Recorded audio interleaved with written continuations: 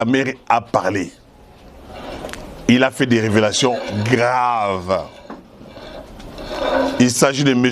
Didier Kamere, sur son frère, qui a parlé, qui a dénoncé l'hypocrisie, la duplicité, on peut dire, de son frère Kamere. Est-ce que Katoumé moi qui avait raison quand il disait que Kamere était monsieur très intelligent, mais il a toujours des ambitions démesurées? Est-ce que Kabila avait raison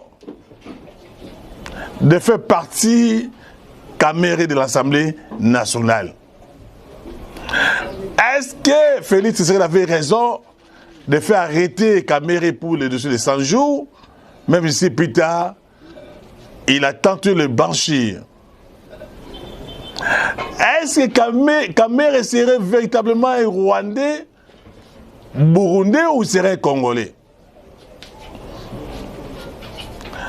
À l'époque, déjà Kamere travaillait au service des Mobutu, au service des renseignements. Des jeunes Mobutu, c'est ce qu'on disait à l'époque, qui déjà à l'époque on le traitait d'un mouchard. Willy Mikishirwa disait que Kamere était beaucoup plus rwandais.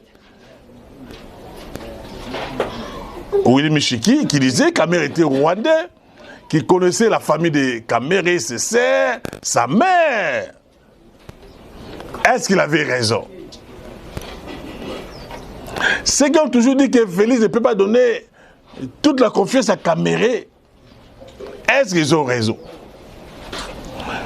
Plus grave, aujourd'hui, son frère qui dit, qui dénonce l'hypocrisie de son frère, il dit même, il a des gens qui, pendant la journée, ont dénoncé l'agression rwandaise. Bien entendu, vous voyez comment ces Kamere s'est rentré, même pendant la campagne, à chaque instant, alors qu'on dénonçait l'agression rwandaise, même quand il était président de l'Assemblée nationale.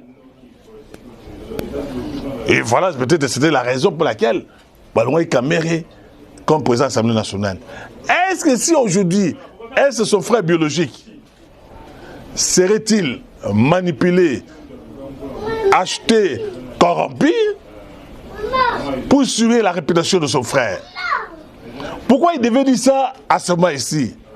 C'était opportun aujourd'hui de faire de telles déclarations pour saluer son frère qui, d'après certaines personnes, il serait candidat président à l'Assemblée nationale. Maître chers compatriotes, maître chers amis. Rappelez-vous à l'époque déjà on avait dénoncé à Kamere. On avait dénoncé l'attitude à Kamere du fait qu'il était parti au Rwanda et remettre plus de 30 vaches à l'ancien chef d'état-major James Kabarebe. Et pour les gens de Kivu, il n'a jamais fait ce geste-là. Les patriotes, les frères, il y a Kivu.